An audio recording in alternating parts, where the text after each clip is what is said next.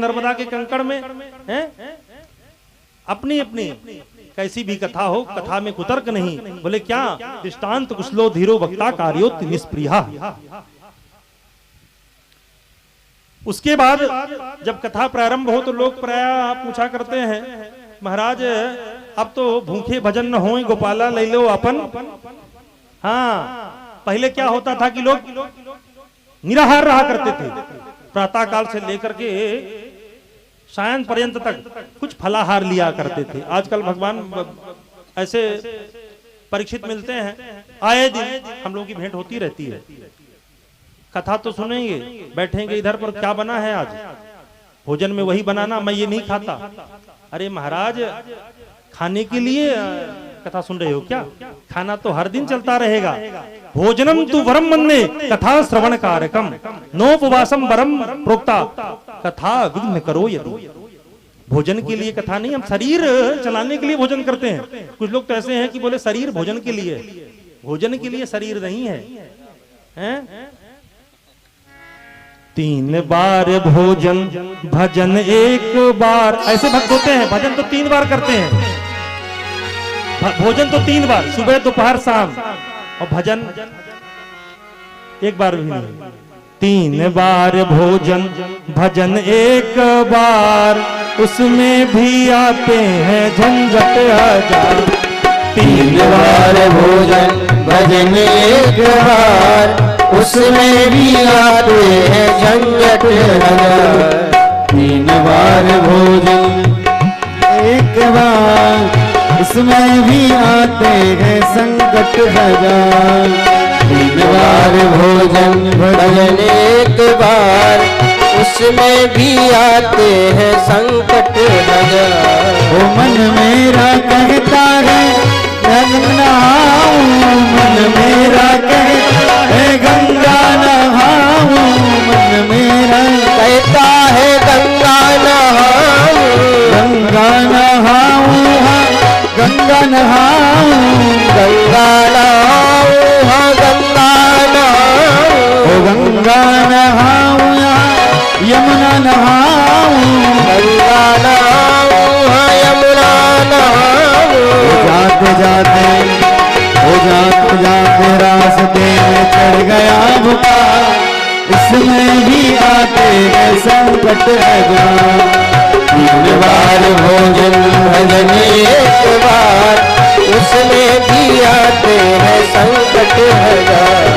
मन मेरा कहता है मंदिर हो आऊं, मन मेरा कहता है मंदिर हो आऊं, मंदिर हो आऊं, थोड़ा दर्शन कर आऊं, मंदिर हो आऊं, थोड़ा दर्शन कर आऊं, मंदिर हो आऊं, थोड़ा दर्शन कर आऊं, मंदिर हो आऊं, थोड़ा दर्शन कर आऊं।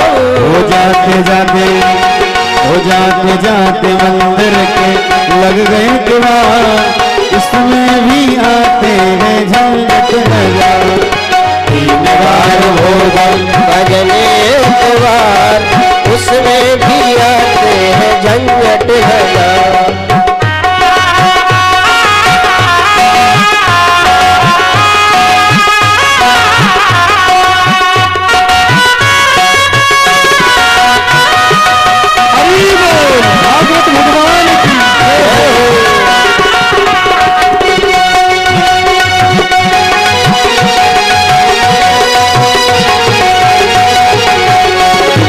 मन मेरा कहता है दान कर आऊं, मन मेरा दान कर आऊं, मन मेरा कहता है दान कर आऊं, मन मेरा कहता है दान कर आऊं, ओ दान कर आऊं, थोड़ा पुण्य कर आऊं, दान कर आऊं, थोड़ा पुण्य कर आऊं, दान कर आऊं, थोड़ा पुण्य कर आऊं, दान कर आऊं, थोड़ा पुण्य कर आऊं। अरे महंगाई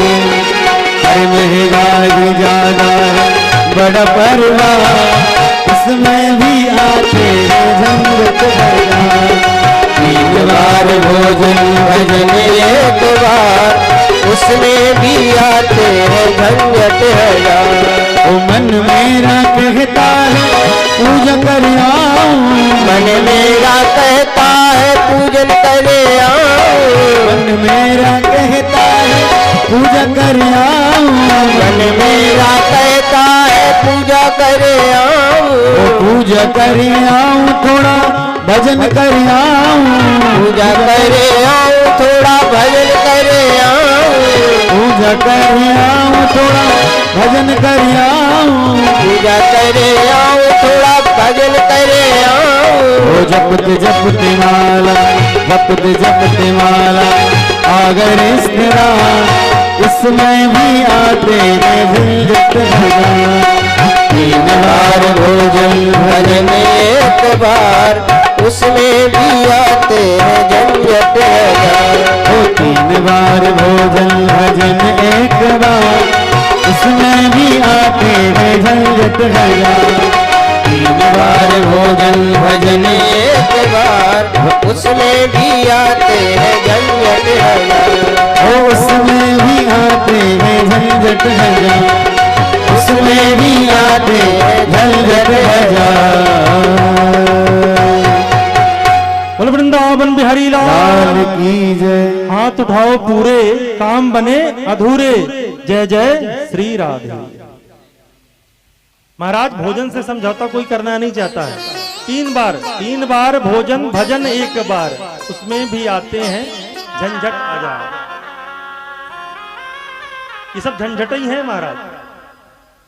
किसी के कहने पर गंगा जी स्नान करने तो चल देते हैं, पर क्यों श्रद्धा तो है नहीं, तो जाते जाते आ गई बुखार, इसमें भी आते हैं झंझट हजार।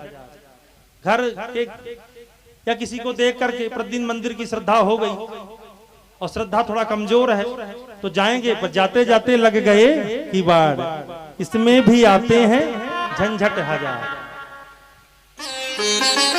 मन कहता है थोड़ा माला जपाऊं, जपते जपते आ गए रिश्तेदार, इसमें भी आते हैं झंझट हजार। माला जपने बैठो, उसी समय कोई रिश्तेदार आ जाएगा तो माला धरी की धरी रह जाएगी। गौमुखी में हाथ रख करके माला जपते हैं, पर अगर रिश्तेदार आ गया तो माला छूट जाती है। भगवान का समझ गए, पक्का 1 नंबर वाला भक्त है ये है? तो ऐसा नहीं, कथा सुनो तो भोजन भजन में ध्यान होना चाहिए। नोपवासम भरम प्रोक्ता, कोई बात नहीं, हर हाल से काम चलाओ। बैठना आपको है, इसलिए नियम है कि बैठने में दिक्कत ना हो, एसिडिटी ना हो जाए, गैस ना बने की दिक्कत होने लगे जजमान को, इसलिए नियम बताए गए हैं। ना मानो कोई बात नहीं, हम तो कहते भैया रहो फुलाहार, फलाहार भी नहीं फुलाहार लो, अगर बैठ सको तो, हमें कोई दिक्कत नहीं। क्यों? खूब भोजन करो कंठ तक, आकंठे, जब तक कंठ भर ना जाए, पर ध्यान रखना बैठने में समस्या ना हो और भजन में भी नहीं। ऐसा कोई नियम नहीं कि भोजन, नियम तो करने वाले के लिए है, ना करने वाले के लिए कोई नियम नहीं। एक ही नियम है कि सुबह से लेकर के शाम तक किसी को आप दुर्वचन ना बोल दें। भागवत आपके घर में हो रही, किसी को आप कटुवाणी ना बोल दें, किसी को ऐसी बातें ना बोल दें कि वो दुखी हो जाए, क्रोध की उत्पत्ति ना हो जाए, ये सब ध्यान में रखना है। बस नियम तो हम तो यही बताते हैं भैया। माला कम जप लेना कोई दिक्कत नहीं, किसी का अनादर मत कर देना। अरे कौन किस रूप में आकर के बैठा है? परमात्मा तो सब में होते हैं, तो इस प्रकार से किसी का अनादर नहीं। ऐसी वाणी बोलिए मन का आपा खोए, और अन्न को शीतल करे आप हो शीतल हो। 7 दिन तक ऐसी वाणी बोलिए मन का आपा खोए। महाराज जब हम अच्छी वाणी बोलते हैं तो सुनने वाला तो प्रसन्न होता ही, अपने आप को बड़ी प्रसन्नता होती है। जब आप कड़वी वाणी बोलो तो अपने आप पता चल जाता है, सांस गरम गरम आने लगती है महाराज, हैं? इसलिए 7 दिन का अगर नियम उठाना है और भागवत सुनने के बाद आपको ये नियम लेना है कि हमें झूठ कम बोलना है। हम तो कहते कम नहीं, एक भी ना बोलो कोई बात नहीं, पर कुछ नहीं, अगर झूठ बंद नहीं करना, कुछ लोग कहते हैं सत्य तो नहीं बोल पाते, तो हम कभी झूठ बोलना बंद कर दो। सत्य बोलो या ना बोलो कोई दिक्कत नहीं, पर झूठ बोलना बंद कर दो। सत्य नहीं बोलना है। मैं व्यासपीठ से कहा करता हूं सत्य मत बोलना, पर झूठ बोलना बंद कर देना। तो ऐसी वाणी बोलिए, मन का आपा खो। बोलो वृंदावन बिहारी लाल की जय।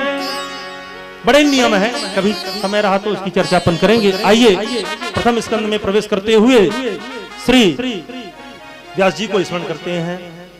जन्मादस्य तोन्वयादितर्तः चार्थेषु विज्ञ स्वराट तेने ब्रह्महृदयादि कवये मुह्यन्ति सूर्यः। व्यास जी ने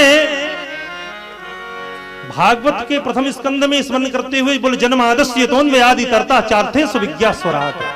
वो अजन्मा है, भगवान जन्म क्यों लेता है? जो विकार रहित स्यापी, वो हम अभिकारियों के लिए जन्म क्यों लेता है? अर्था सुविज्ञ तेने ब्रह्महृदय आदि कवये मुह्यन्ति यत् सूर्या। क्यों? जब भगवान मधुमंगल सिदामा इत्यादि के साथ भगवान जब भोजन करते बैठते हैं, गैया चराने के लिए जब जाते हैं, आप कथा आएगी सुनेंगे, तो भगवान वहां झूठे मीठे का भेद नहीं करते। वो परमात्मा ब्रह्मांडाधिनायक जब ब्रज की वीथियों में उन सुदामा और मधुमंगल इत्यादि के साथ जब बैठता है तो महाराज भोग का भी इंतजार नहीं करता। हम तो कहते हैं जब श्रीदामा मधुमंगल इत्यादि भोजन करते हैं, भोजन करते समय खाने से जो कढ़ी टपकती है, उसे टपके हुए बिंदु को हमारे भगवान पा लेते हैं। बताओ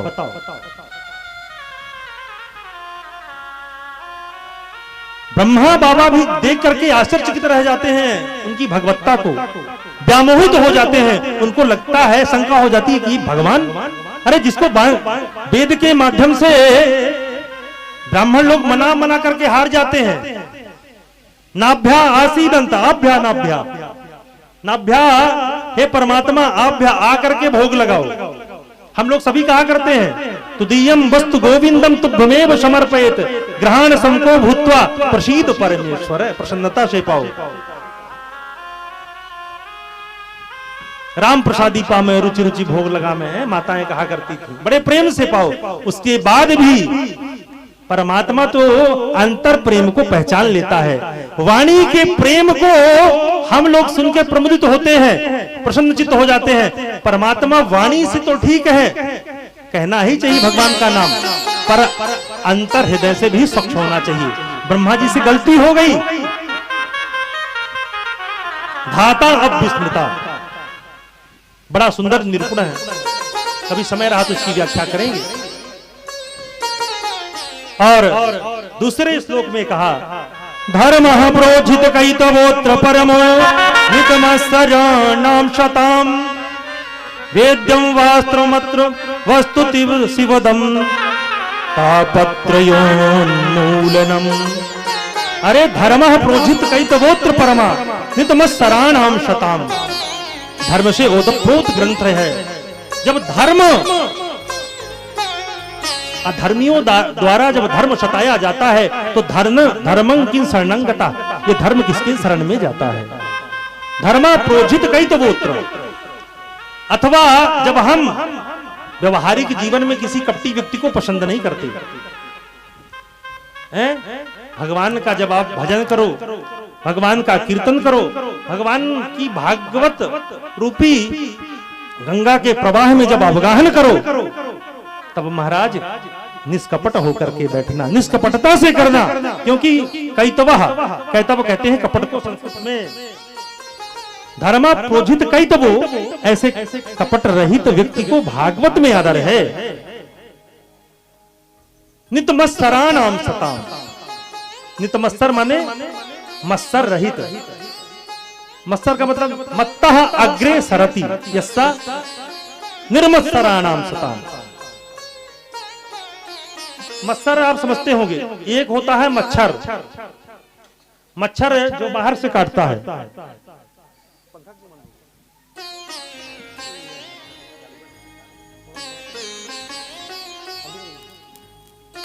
बोलो वृंदावन बिहारी लाल की।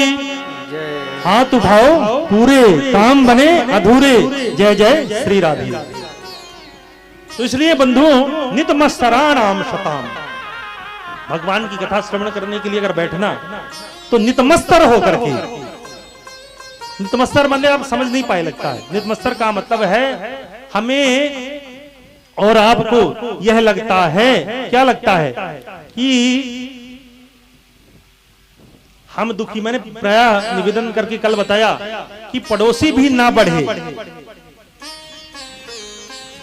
हम बढ़े पर हमारा पड़ोसी हमसे ज्यादा बड़ा ना हो जाए, हैं? हम 2 रोटी खा रहे हैं पर हमारा बगल वाला भूखा रहे, ये चाहने वाला ही नितमत्सर है, वही कपट युक्त है। ऐसे व्यक्ति का आदर भागवत में नहीं है। बोले नित मत्सराणाम शताम, मत्सर रहित। बाहर वाले मच्छर के लिए आप तो मोर्टीन जला सकते हो, ऑल आउट लगा सकते हो, फास्ट कार जला करके मच्छर को मार सकते हो महाराज, पर जो अंदर मच्छर काम, क्रोध, लोभ, मोह, ईर्ष्या, ये मच्छर को मारने के लिए कोई भी मोर्टीन काम करने वाली नहीं है। जला के हार जाओगे, हैं? हम तो कहते हैं जलाओगे अगर तो क्या होगा, कोई न कोई महाराज उस सुगंधी से इंफेक्शन हो सकता है, पर वो मच्छर मरने वाला नहीं है। आप इफेक्टेड हो सकते हो पर अंदर वाला मच्छर मरने वाला नहीं है। लाख मोर्टीन जला लो। हम तो कहते हैं मच्छरदानी के भीतर भी बैठ जाओ तो भी अंदर वाला मच्छर छोड़ने वाला नहीं है, क्योंकि जो पहले से अंदर बैठा है, आप मच्छरदानी के अंदर बैठ करके कैसे बच सकते हो?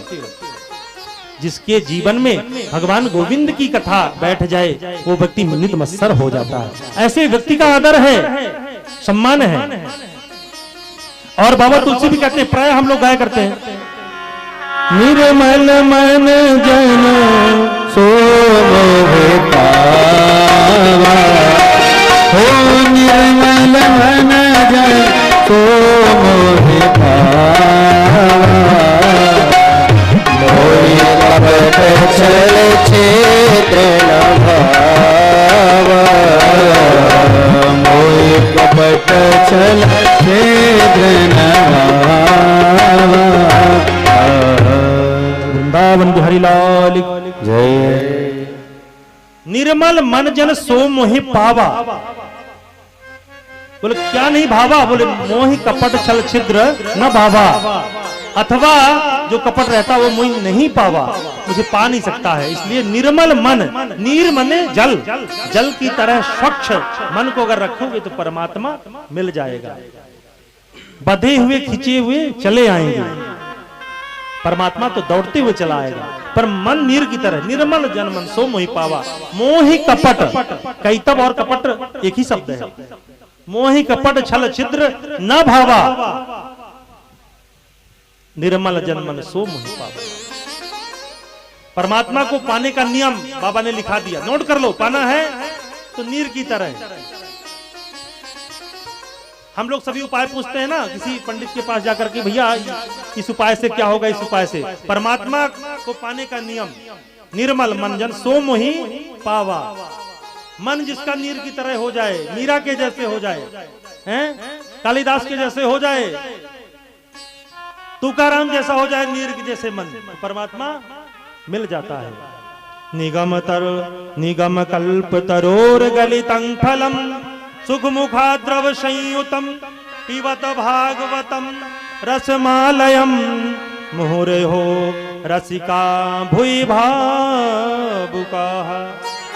ऐसे व्यक्ति का आदर। बोले निगम कल्प तरोर गलितं फलम, सुख मुखाद्रव संयुतम, पिबत भागवतम। ऐसा व्यक्ति भागवत में बैठने का अधिकारी हो जाता है। ये वेद का परिपक्व फल श्रीमद् भागवत पुराण, ये शाखा पर शाखा अखंड मेवावतीर्णम न च उच्च निपातेन विस्फुटितम। ये धराधाम पे कैसे आया महाराज? नारायण से ब्रह्मा, ब्रह्मा से नारद, और नारद से व्यास जी, और व्यास जी से सुखदेव जी, सुखदेव जी से परीक्षित जी, और परीक्षित जी के माध्यम से आज हमको और आपको प्राप्त होने जा रहा है। बोलो भागवत भगवान की जय हो। निगम रूपी कल्प रूप कल्पतरु से ये परिपक्व फल है। इस फल में महाराज दाना गुठली नहीं है, पीवा तो इसको सुनना नहीं है। सुनने वाला अगर कोई कथा सुनने के लिए बैठा हो महाराज मत आना, क्योंकि मैं कथा सुनाता नहीं, मैं तो कथा पिलाता हूं। कथा सुनने वाला अगर आएगा तो त्रुटि कर बैठेगा, क्योंकि भागवत की कथा सुनने के लिए नहीं है। काहे के लिए? बोले पीने के लिए। पीबत भागवतम रसमालयम।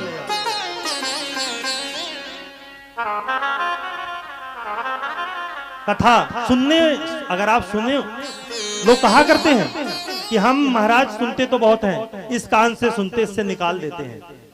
कथा तो पी जाती है। जो कथा पान करेगा महाराज उसकी कथा तो हृदय में बैठ जाएगी। एक मूर्तिकार थे, उन्होंने 2 मूर्तियों का निर्माण किया, पीतल की मूर्तियां थी। एक का मूल्य 2 रुपए और दूसरी का मूल्य 2 लाख। 2 रुपए और 2 लाख में अंतर होता है। एक ही वस्तु की बनी हुई थी, वो कोई अंतर नहीं था। वही नाक नक्शा, वही केस, देखने में जो छवि दोनों मूर्ति की एक जैसे दिखाई देती थी, पर दोनों के रेट में, दोनों के मूल्य में अंतर था। और एक परांगण में रख के मूर्तिकार ने सोचा कि ये मूर्ति को रख करके बोला कि अगर मूर्ति में कोई अंतर बता दे तो मैं अपनी 2 लाख की मूर्ति उसको फ्री में दे दूंगा। दोनों मूर्तियों का अन्वेषण करने के लिए महाराज मेला लग गया, एक करके आने लगे और परीक्षण करना प्रारंभ कर दिया। कोई बोले नाक वैसा है, आंखें वैसी, चंदन भी वैसा लगा, भगवान ने वस्त्र एक जैसे पहने हैं, भैया अपने राम नहीं पहचान पर इसमें भिन्नता क्या है? कर करके हार गए महाराज लाखों व्यक्ति। क्यों? क्योंकि महाराज जिसने गुरु का संग नहीं किया, जिसने सत्संग का संग नहीं किया, तो भगवान आ भी जाए तो लोग पहचान नहीं पाते। उसी प्रकार मूर्ति तो वैसी थी, पर वो परीक्षण करने वाले जो सत्संग में नहीं बैठते थे, परीक्षण करने गए तो फेल हो गए। वहीं एक संत महात्मा उसी रास्ते से जा रहे थे जहां मूर्तियों का परीक्षण प्रारंभ था। भीड़ देख करके संत महात्मा पूछे कि यहां भैया क्या हो रहा है? बोले यहां एक मूर्तिकार ने मूर्तियों का निर्माण किया है और निर्माण करके एक मूर्ति 2 रुपए की और ये दूसरी मूर्ति 2 लाख की। हम लोग उसका परीक्षण कर रहे हैं और कहता 2 लाख वाली मूर्ति अगर कोई दोनों में भेद निकाल दे तो हम फ्री में दे देंगे। बस हम लोग कर करके हार गए महाराज, परीक्षण में हम लोग फेल हो गए। संत ने समझ लिया, क्योंकि संत की दृष्टि और हमारे और आपकी दृष्टि जैसे थोड़ी है। संत की दृष्टि तो महाराज जिसमें पड़ जाए तो कल्याण कर देती है। नारद जी ने किसको देखा? जयंत को। जयंत ने नारद को नहीं देखा था। नारद देखा विकल जयंता, नारद देखा विकल जयंता, लागी दया को मल चित संता, लागी दया को मल चित संता। हरि बोल।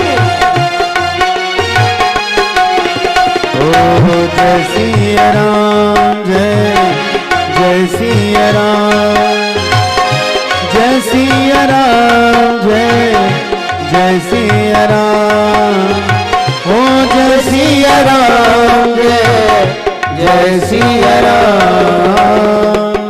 वृंदावन बिहारी लाल की, सदगुरुदेव भगवान की जय। हाथ उठाओ पूरे काम बने अधूरे। जय जय श्री राधे। नारद देखा विकल जयंता, लाग दया कोमल चित संता। नारद जी ने देखा, संत इंतजार नहीं करता महाराज कि ये हमको बुलाएगा। सच्चे संत सत्य सदगुरु बुलाने की भी प्रतीक्षा नहीं करते। नारद देखा विकल जयंता, लागी दया कोमल चित संता। और भगवान आप सभी जानते हैं, रामायण का पाठ करने वाले हैं, भगवान ने कृपा की तो संत का स्वभाव, उस स्वभाव होने के कारण वो संत महाराज जहां मूर्तियों का अन्वेषण हो रहा था, परीक्षण हो रहा था, देखा जा रहा था, उस प्रांगण में पहुंच गए।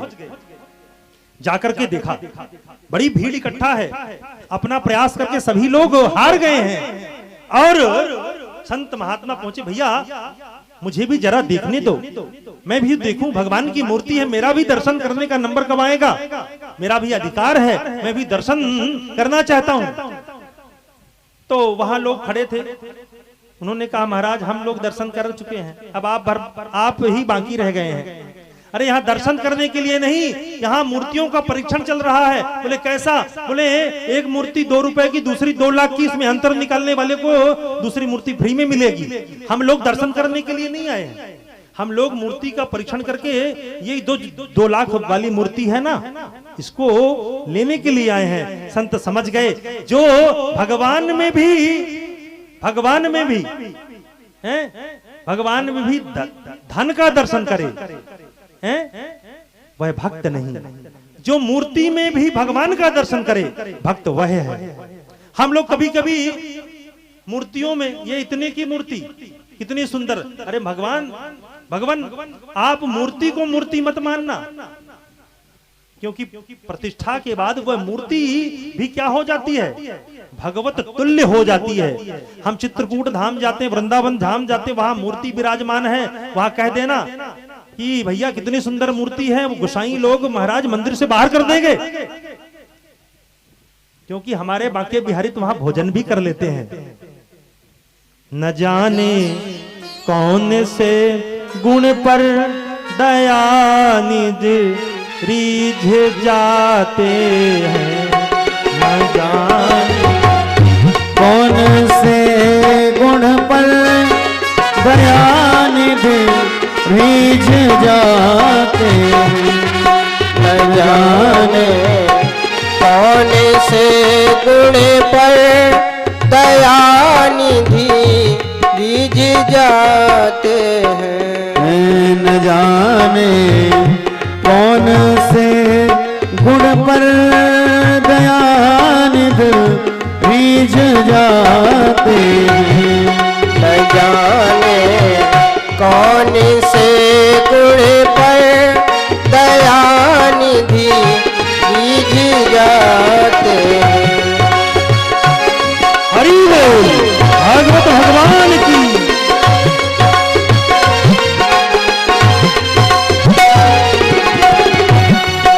नहीं स्वीकार करते हैं निमंत्रण नृप दुर्योधन का, नहीं स्वीकार करते हैं निमंत्रण नृप दुर्योधन का। विदुर के घर पहुँच कर, विदुर के घर पहुँच कर भोग छिल पोक लगाते हैं। जाने कौन से गुण पर दयानिधि रीझ जाते हैं। न जाने कौन से गुण पर दयानिधि रीझ जाते हैं। श्री राधे हरि बोल कृष्ण कन्हैया लाल की जय हो।